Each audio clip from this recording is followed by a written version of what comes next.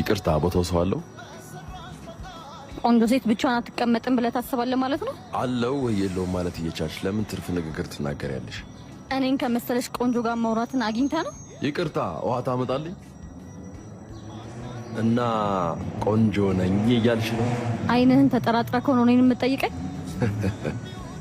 የኔት እዚህ ካፌ ለምን እንደተቀመጥሽ ባላቅም ግን የተቀመጥሽው መልክሽን ብቻ ይዘሽ ከሆነ ያለሽ እሱ ብቻ ነው ማለት። ምን እያልክ ነው? አልገባኝም። እያልኩሽ ያለሁትማ ወንድ ልጅ ነቅቷል። ከሴት ልጅ ውበትና ወጣትነቷን ብቻ ሳይሆን ስራና ጥንካሬዋን ማየት ጀምሯል። ተፍ ተፍ በይ። ቁጭ ብሎ የሚመጣ ገንዘብ አለ ብሎ መጠበቅ ያኔ ሰማይ ቅርብ በነበረ ጊዜ ቀር እና ውበት መለኪያ አይደለም።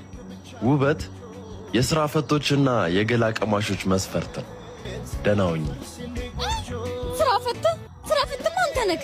ሲያስጠላ